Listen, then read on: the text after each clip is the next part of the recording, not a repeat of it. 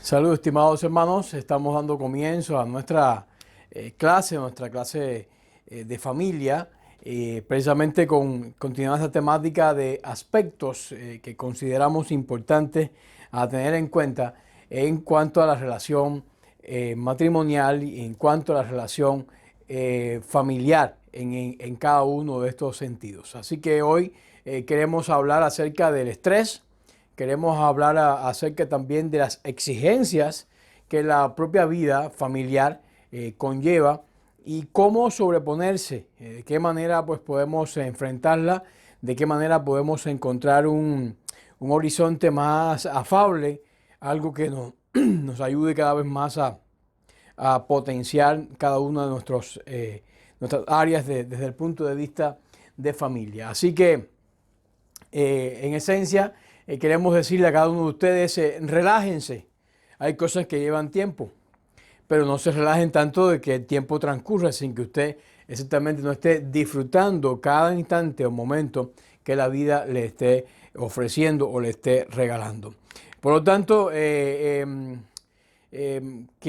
hay este cartel que encontré, pudiera servir para introducir precisamente este encuentro. Relájate, hay cosas que llevan su tiempo. Así que esta conferencia acerca del estrés y las demandas y las exigencias de la vida lo podemos contrarrestar con este elemento.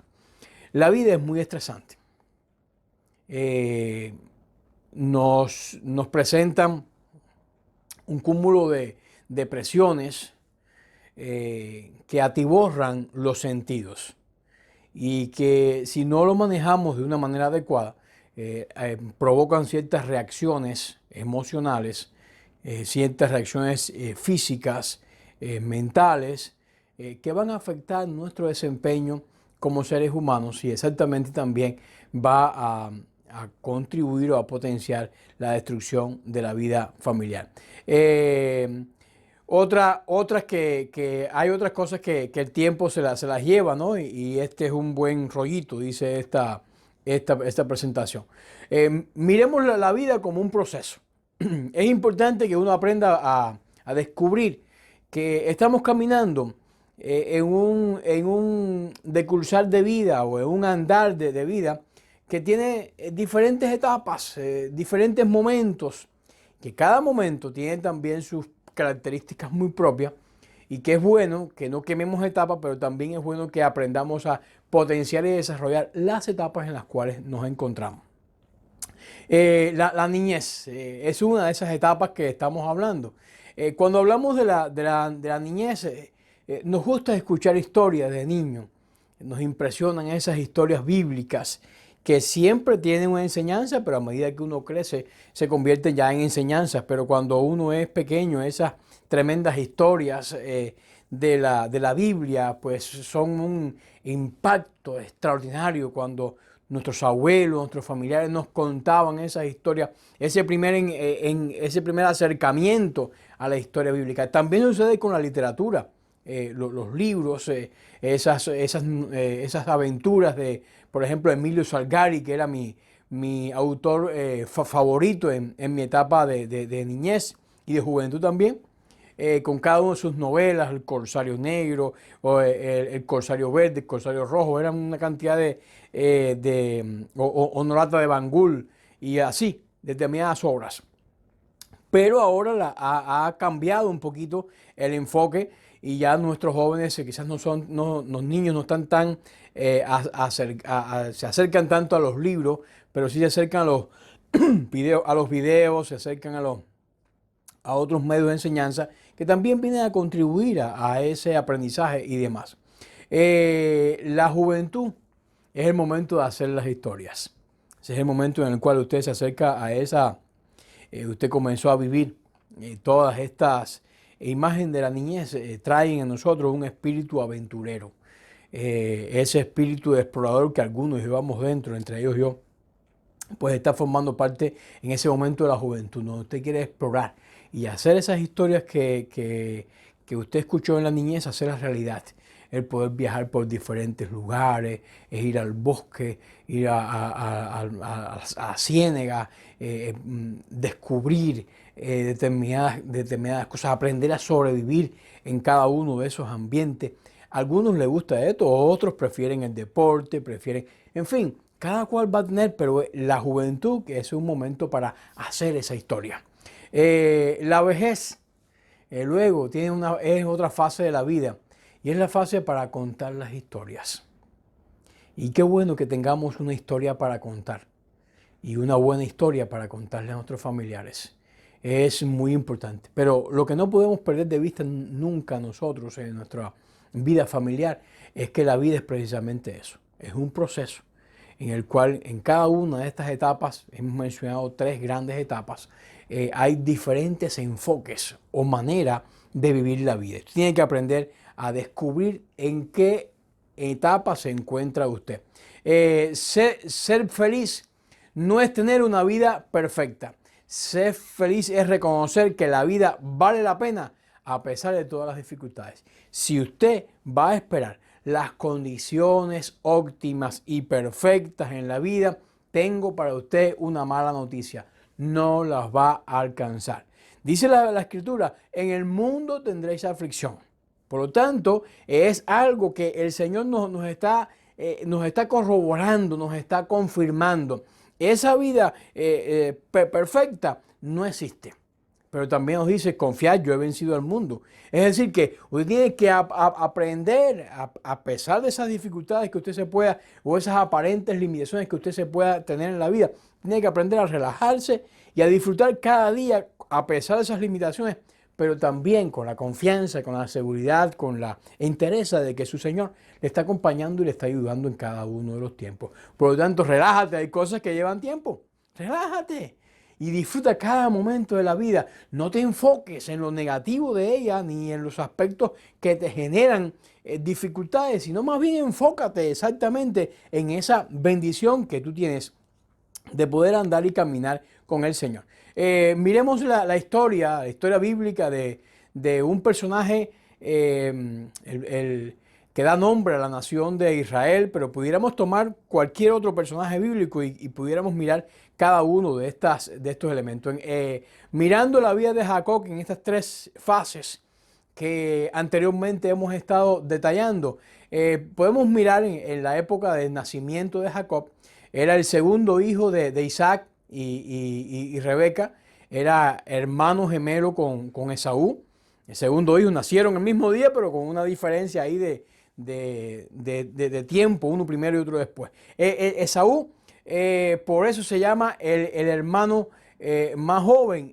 Isaac tiene 70 años cuando Jacob y Esaú nacieron, lo cual significaba que estaba en el estadio de contar historias, Recordemos que un poquito más adelante en la historia de estos personajes, ya Isaac había perdido la vista. Y eso es precisamente lo que aprovecha Jacob para llevar adelante el consejo que su mamá le había estado ofreciendo y que también se prestó para hacer. Jacob fue víctima de la parcialidad de su madre. Dice la Biblia en Génesis capítulo 25-28 que Rebeca amaba a Jacob. Es decir, había favoritismo dentro de ese hogar bíblico. Ven, la vida no es perfecta. Analícelo para que usted vea. Estos personajes tenían ciertas características. Todos mis hijos son iguales. Pues no, aquí en este lugar no era de esa manera. Este fallo se debe tener en cuenta a medida que se juzga a este personaje. Jacob era egoísta. Cuando su hermano llegó desde los campos, débiles, hambriento, Jacob no le dio comida. Primero negoció con él para luego ofrecerle comida. Y la comida que le ofrece, la ofrece a cambio de esa negociación. Por lo tanto, usted ve que tenía ciertas características también intrínsecas, que todos tenemos ciertas características, solo que tenemos que aprender a descubrir exactamente cuáles son. Jacob era naturalmente astuto, engañoso, violó a su conciencia cuando permitió que su madre le alejara de la senda del honor y de la integridad. Practicó el engaño a su padre ciego con la cubierta de pieles de cabrito. Y luego dijo una mentira deliberada con el fin de obtener un beneficio espiritual. El mayor pecado en la mayoría de la tierra sagrada, cuando se blasfemaba utilizando el nombre del Señor para seguir sus intenciones o deseos malvados. Este es Jacob, este es el hombre que luego pues se considera como alguien extraordinario dentro de la Biblia y cómo su vida va cambiando. Pero son etapas que la vida tiene y uno tiene que aprender a relajarse, que cada una de esas etapas va a ir cambiando y Dios va a estar obrando en cada uno de esos momentos. La vida de Jacob no es una vida para ser designada como ejemplo. No podemos hablar de Jacob como, por ejemplo, la fe de Abraham. No podemos hablar de Jacob como la pureza de José. Jacob parecía tener una vida de muchos lados, de muchos perfiles, de muchas dimensiones. Sin embargo, este fue un hombre usado por el Señor. Entonces tenemos que descubrir eso. En cuanto a las características de él, el engaño formaba parte precisamente de su arsenal de herramientas que usaba precisamente para lograr sus fines y sus propósitos. Génesis 25 nos narra el engaño, nos narra Génesis 27, es obligado a huir precisamente por esta situación del engaño. Por lo tanto, mi hermano y mi hermana que me estás escuchando y formas parte de tu familia, valora a quien te dedica su tiempo. Te está dando algo que nunca vas a recuperar. Valora. Descubre que en el interior de nosotros hay cosas que no están funcionando como debieran. Que sencillamente Dios está en un proceso de cambio. Que Dios está en un proceso de transformación de nosotros. Y démosle curso a ese proceso.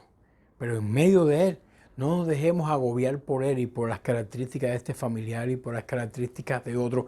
No nos dejemos que ese estrés vaya a ejercer presión en nosotros, sino que exactamente estemos aprovechando y aprendiendo de esas situaciones, pero también para disfrutar y aprender la vida como el Señor quiere que la estemos viviendo o la estamos haciendo. Sin embargo, en Génesis capítulo 28 es llevado al más alto nivel.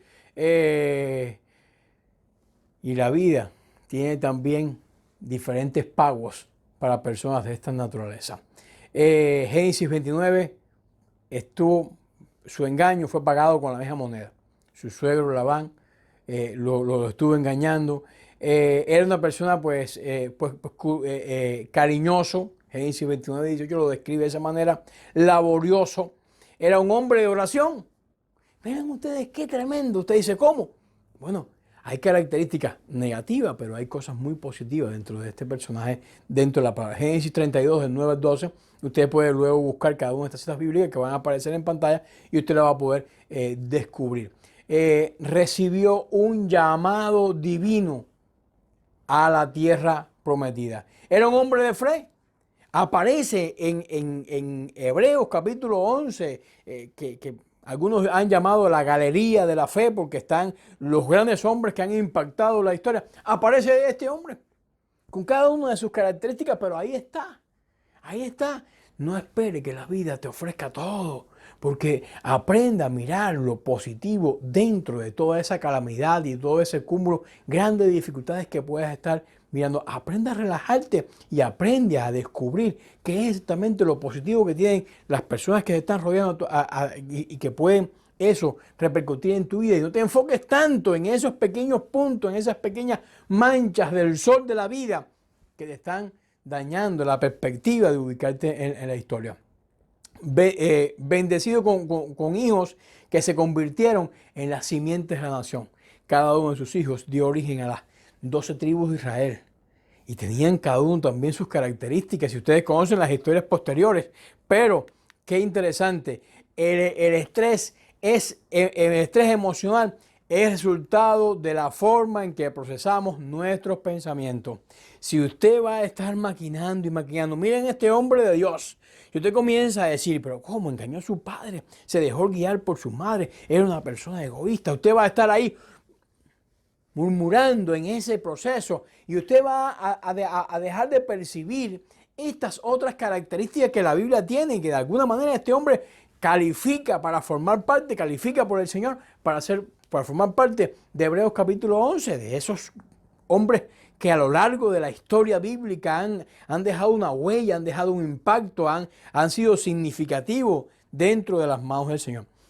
Si estos son pesimistas, si nuestros pensamientos son pesimistas, ¿qué vamos a hacer nosotros? También pesimistas. Y si somos pesimistas, nuestra familia, va a ser de igual manera pesimista y vamos a estar dañados también. Si pensamos en el perdón, desearemos también entonces perdonar a otras personas. Relájate, hay cosas que llevan tiempo, perdona, tranquilo. El perdón más bien te ayuda a ti y no a la otra persona. El perdón es algo extraordinario. La inmadurez emocional nos hace prisioneros de nuestros sentimientos y nos mantiene encadenados a un estrés exagerado. Un estrés exagerado. Vivimos cargados en una dimensión estresante, de una estatura incapaz de soportar, y a veces es nuestra propia mente la que va a estar creando esa tormenta emocional y le estamos dando curso a que crezca y crezca y crezca. Relájate, hay cosas que llevan tiempo. Aprendamos a descansar en las manos del Señor. Nuestro cuerpo físico automáticamente reacciona a las presiones externas. Si usted pasa mucho tiempo procesando sus dificultades, pueden esto provocarle, por ejemplo, úlceras en su estómago. Pero si confía en Dios y acepta su tiempo perfecto, usted va a experimentar paz. Por lo tanto, en cada uno de nuestros familiares, en cada uno de sus matrimonios, van a existir una cantidad de características negativas, una cantidad de situaciones que te van a generar tensión, que te van a preocupar en extremo. Pero relájate, hay cosas que llevan tiempo. Más bien enfócate en las otras que de alguna manera te pueden estar ayudando y no vivas dañando tu propio cuerpo, creando esa tormenta perfecta que acabamos de describir. Hay un concepto que estamos llamando el estrés en el espíritu. Jesucristo vivió entre sus discípulos y para enseñar cómo vivir confiando en las fuerzas que provenían de una relación íntima con Dios. En medio de la tormenta estaban los discípulos, Señor, Señor, que perecemos. Y el Señor estaba ahí para sencillamente calmar los vientos y calmar las olas. Tenemos que aprender nosotros a relajarnos entonces de esa manera. Esta es una vida muy demandante, muy tensa, pero aprendemos a descansar en las manos del Señor y a invitarlo a nuestra barca, a invitarlo a nuestra vida, para que Él esté tomando control de esas situaciones que te dominan y que te pueden provocar reacciones de tipo física en tu organismo, de tipo mental, e incluso afectar tu vida espiritual. Y tú sencillamente puedes aprender a colocar cada una de esas tensiones en las manos del Señor, porque Él tiene cuidado de ti, porque Él tiene cuidado de sus hijos y tiene cuidado de su pueblo. Poco antes de su arresto del Señor y durante las horas más difíciles de su vida, el Señor nos mostró cómo debe ser la reacción perfecta al estrés. Jesús estaba en el huerto de Getsemaní, presto a ser tomado prisionero. Él lo sabía. Los discípulos estaban durmiendo, pero el Señor estaba orando, porque sabía la hora que se avecinaba. Pero estaba tranquilo, confiando en el Señor. Tranquilamente confiando en el Señor. Cuando fue a escoger sus 12 discípulos, las personas que iban a estarle acompañando en su corto ministerio terrenal de solo 3 años de duración, se fue a lo alto del monte a orar y a buscar la dirección del Señor para seleccionar a estas 12 personas. Y con todo eso, había uno que era el hijo de perdición, pero recordemos que también había un plan para esa persona dentro del plan de Dios. Ahora, Él vive entre nosotros. Él quiere ser la fuente de una solución saludable a tu reacción mental y emocional a las presiones. Él vive entre su pueblo. Y aquí yo estoy con vosotros. Y si el Señor aprendió a manejar de una manera tan extraordinaria y nos ofreció ejemplo en su vida terrenal de cómo manejar esas tensiones y demandas de la vida familiar, ¿cómo entonces no estará Él suficientemente capacitado para instruirnos, ofrecernos sabiduría y a la vez también enseñarnos de qué manera debemos estar tranquilos, mirando que muchas veces también la piedra va a ser removida antes de que lleguemos, como aquellas mujeres que salieron y estaban tan preocupadas en el camino, porque ¿quién les removería la piedra? Iban a ungir el cuerpo del Señor, pero se sentían débiles. ¿Quién nos removerá la piedra? Pero sencillamente cuando llegaron, recordemos la historia que nos cuenta la palabra del Señor. Ya la piedra había sido removida. Y por si fuera poco, el supuesto cadáver del Señor, no se encontraba en el sitio porque había resucitado. ¿De qué manera la vida nos puede cambiar de un momento a otro? Y estamos tan estresados, tan preocupados, tan tensionados por algo que realmente consideramos que es imposible de alcanzar y que sencillamente el Señor lo hace perfectamente posible, y no solamente perfectamente posible, sino que nos garantiza un cambio, una transformación al interior de nuestras vidas y al interior de nosotros. Por lo tanto, ¿cómo podemos relajarnos entonces en el sentido? ¿Cómo podemos nosotros pues manejar el estrés? Baje la velocidad, relájate, hay cosas que llevan tiempo, baja la velocidad, ve más despacio, ve más tranquilo, aprende a no caminar de cabeza baja y apurado, sino aprende más bien a tomarte tu tiempo, porque cada cosa tiene su tiempo y por más que te apresures, no puedes añadir a tu estatura un codo. Por lo tanto, recuerda, alimenta tu vida espiritual. Recuérdese diariamente lo siguiente, la tremenda verdad que el Salmo 46, versículo 10 nos describe. Estad quieto y conoced que yo soy Dios. Seré exaltado en las naciones, dice el Señor. Enaltecido seré en la tierra. Pero nos dice, estad quieto y conoced que yo soy Dios. Aquellas mujeres conocieron de que había Dios, de que Jesús no estaba ahí, había resucitado. Y su preocupación se transforma en asombro. Y su asombro se transforma en alegría. Y esa alegría debe perdurar en el corazón de aquellos discípulos cuando el Señor se les aparece. Y esa alegría debe perdurar en nosotros, en ti y en mí, cada día de la vida. Sí, hay muchas situaciones preocupantes dentro de nuestra familia, pero ninguna de ellas nos puede quitar el sueño, de manera que estemos relajados y tranquilos en las manos del Señor. Ceda la circunstancia por la que está pasando al control soberano de Dios. Usted no puede. Cédale eso en las manos del Señor. Descanse en el Señor. Hoy fue mi examen de ciudadanía y cuando entré le dije a mi hijo, voy a buscar mi título, mi diploma de ciudadano.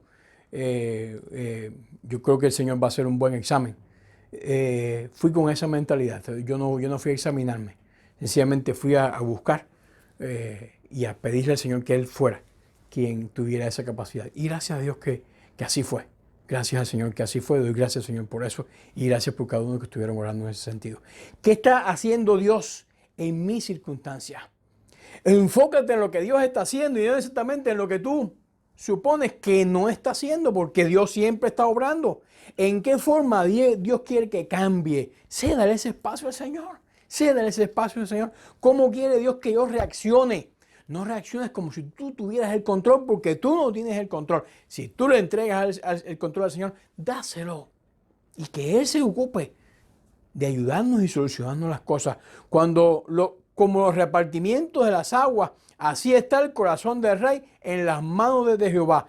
A donde quiera, dice la Biblia, dice Proverbios 21:1, a donde quiera lo encamina. A donde quiera. Y por cierto, ese fue el texto que llevé como base a esta entrevista. Reanude la marcha. Después que usted se relaja, reanude la marcha. porque tampoco se va a quedar todo el tiempo ahí tranquilo, ¿no? No, reanude la marcha, pero la marcha ahora bajo el control soberano de Dios y viva en la presencia de Dios. Amado Padre Celestial, he decidido dejar que Cristo viva a través de mí. He decidido vivir en el presente, no aceptando las aflicciones del ayer, ni tampoco las preocupaciones del mañana. Estoy viviendo el aquí y el ahora contigo, en tu nombre, en tu presencia, en tu bendición, en tu ayuda. Relájese, hay cosas que llevan tiempo y Dios tiene su tiempo para cada cosa. Permite que Dios esté tomando el control y tú puedas entregar toda esa tensión y todo ese estrés en las manos del Señor y puedas disfrutar de esa bendición. Hay algunos, estos consejos que vamos a dar a continuación cambiarán tu vida, como cambió Jacob. Recordemos que Jacob tuvo un cambio muy significativo, al punto que se convierte en un hombre de oración, como un hombre de fe, y alguien que estaba al principio pues engañando y ofreciendo todas estas transformaciones. Colocó los temores en las manos de Dios. Génesis capítulo 32, versículo 9 nos da un ejemplo. Venía su hermano Esaú y él tenía una historia con su hermano, una historia pendiente, una historia sin resolver, pero lo puso en las manos del Señor. Luchó con Dios para alcanzar su bendición. Génesis capítulo 32 nos describe que él está buscando la bendición. No te dejaré si no me bendice. El ángel le decía, suélteme, que amanece. No te dejaré si no me bendices. No te dejaré si no me bendices. Logró saldar también las diferencias familiares. Se reconciliaron él y su hermano. Lo que parecía una tormenta, cuando le anunciaron que venía su hermano con una caballería de siervos que le seguían, dividió su familia para que se salvara una mujer y la otra. Vean ustedes qué estrategia él toma. Tenía preocupación, pero qué bueno es que la puso en las manos del Señor y logró solucionar esas dificultades. Poco después, Génesis capítulo 35 hace una distinción que hace muy famoso a Jacob. Dice la Biblia, construyó un altar y adoró a Dios. Porque al final de todo su camino, él reconoció que a pesar de todas sus tensiones, de lo que Dios estaba obrando en su interior, sencillamente, Dios había manejado el curso de su vida para colocarle en el sitio en el cual se encontraba en ese momento. Qué bueno que tú y yo estemos en este tiempo entregando también el estrés, las inquietudes, las preocupaciones de la vida en las manos del Señor y dejándole en ese altar familiar, en ese altar individual, en ese tiempo personal, cada uno de tus cargas en las manos del Señor para que Él tome cuidado y tu estrés va a bajar. Preparó a su familia para encontrarse con Dios. Ellos tuvieron que quitar los ídolos que estaban en cada uno de ellos. Dios no le dejó abandonado. Génesis 35:5, Dios le defendió. Confirmó Dios su continua presencia con promesas cumplidas, porque Dios siempre cumple sus promesas. Entonces, si tú y yo tenemos esa promesa de vida, de compañía y de bendición, ¿por qué estar estresado con las demandas de la vida? Cuando más bien debemos estar agradecidos por las bendiciones que la vida nos regala. En Dios solamente está callada mi alma, dice la palabra, de Él viene mi salvación. Aprendamos entonces a descansar relajadamente en las manos del Todopoderoso, del Altísimo, del Jehová de los ejércitos. En Dios solamente está acallada. Relájate. Hay cosas que llevan tiempo. Respira profundo y contempla lo que Dios tiene para tu vida. Relájate. Hay cosas que llevan tiempo. Nos indica y nos ayuda que las tensiones de la vida de la familia y el estrés, pongámonos en las manos del Señor y miremos este ejemplo de Jacob y otros tantos de personajes de la palabra de Dios, como Dios los ayudó, les bendijo y les sostuvo. Dios no ha cambiado.